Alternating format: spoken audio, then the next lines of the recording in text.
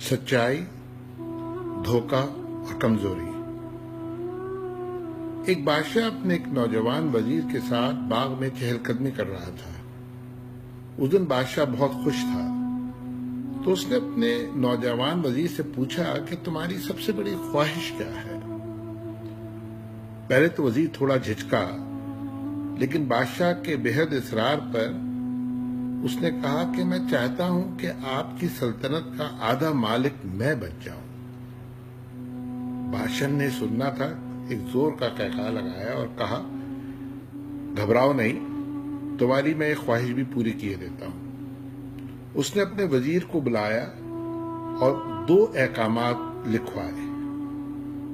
بادشاہ کے پہلے حکم کے مطابق اپنی آدھی سلطنت اس نے نوجوان وزیر کے نام لکھوا دی، اور دوسرے حکم کے تحت وزیر کے سر قلم کرنے کا احکام جاری کر دیا۔ پھر بادشاہ نے وزیر کی آنکھوں میں آنکھیں ڈال کر دیکھا اور کہا کہ تمہارے پاس اب 30 دن باقی ہیں، اس میں تم مجھے 3 سوالات کے جواب دو گے۔ اگر تمہارے جوابات درست ہوئے تو آدھی سلطنت تمہاری، ورنہ تمہاری گردن ہماری۔ وزیر ایک دم حواس باختہ ہو گیا۔ ابھی وہ اس پریشانی کے عالم میں تھا کہ بادشاہ نے اس کو جھنجھوڑا اور وہ 3 سوال لکھوائے۔ پہلا سوال یہ تھا کہ انسان کی زندگی کی سب سے بڑی سچائی کیا ہے؟ دوسرا سوال یہ تھا کہ انسان کی زندگی کا سب سے بڑا دھوکہ کیا ہے؟ اور آخری سوال یہ تھا کہ انسان کی زندگی کی سب سے بڑی کمزوری کیا ہے؟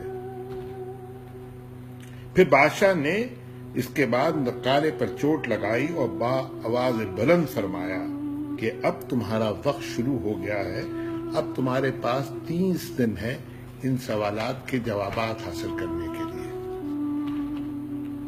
وزیر پریشانی کے عالم میں نکل پڑا، سوالات کے جوابات تلاش کرتا رہا۔ اس طرح 29 دن ہو گئے، پورے ملک میں مارا پھرتا رہا، لیکن ایک بھی سوال کا صحیح جواب اس کو نہ مل سکا۔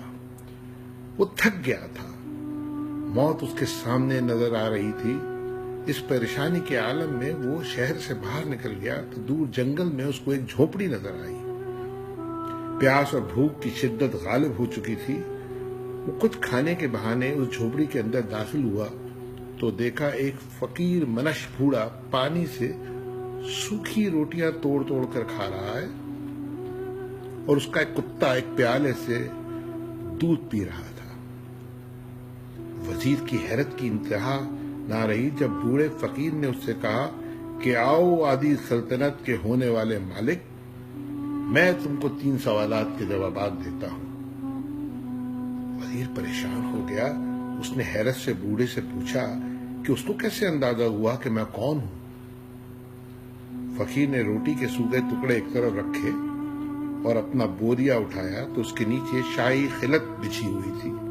یہ وہ لباس ہوتا ہے جو بادشاہ عموماً اپنے قریب ترین وزراء کو دیتے ہیں۔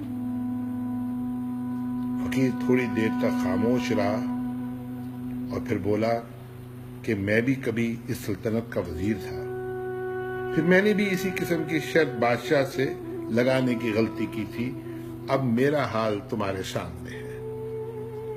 وزیر پریشان ہو گیا، فقیر سے پوچھنے لگا، کیا آپ کو ان سوالات کے جوابات نہیں ملے تھے؟ بوڑھا زور سے ہنسا، تھوڑی دیر تک ہنستا رہا اور اسے گھورتا رہا، اور پھر کہنا شروع کیا، میاں جواب تو مجھ کو مل گئے تھے، اور آدھی سلطنت کا پروانہ بھی، لیکن وہ پروانہ میں نے دریا برد کیا اور یہاں ایک جھوپڑی میں آ کر بیٹھ گیا۔ اب میں اور میرا کتا بڑی اطمینان کی زندگی گزار رہے ہیں۔ وزیر اس بوڑھے کو حیرت سے دیکھتا رہا اور گھورتا رہا۔ اتنے میں وہ بوڑھا اس کے قریب آیا اور کہا کہ میں تم کو تمہارے سوالات کے جوابات دیتا ہوں۔ دنیا کی سب سے بڑی سچائی موت ہے، اور دنیا کا سب سے بڑا دھوکہ زندگی۔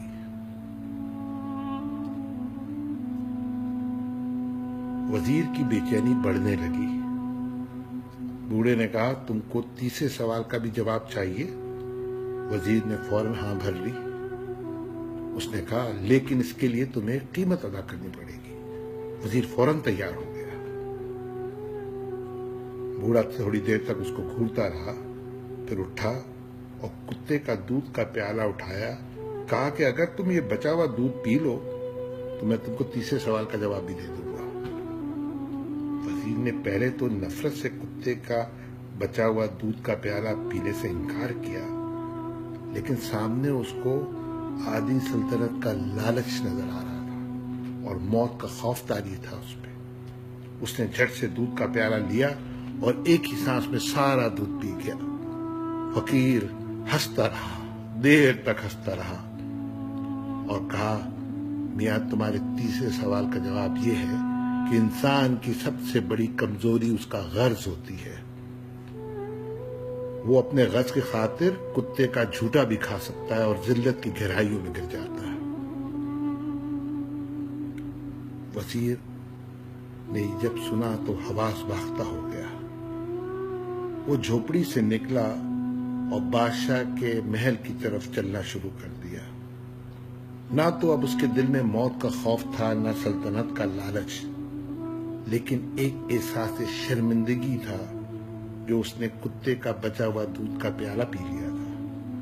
اب وہ بادشاہ کے بہت محل کے قریب پہنچ چکا تھا کہ اچانک اس کے سینے میں درد اٹھا اور وہ وہیں ڈھیر ہو گیا۔ ہمیں یہ یاد رکھنا چاہیے کہ موت ایک سچائی ہے۔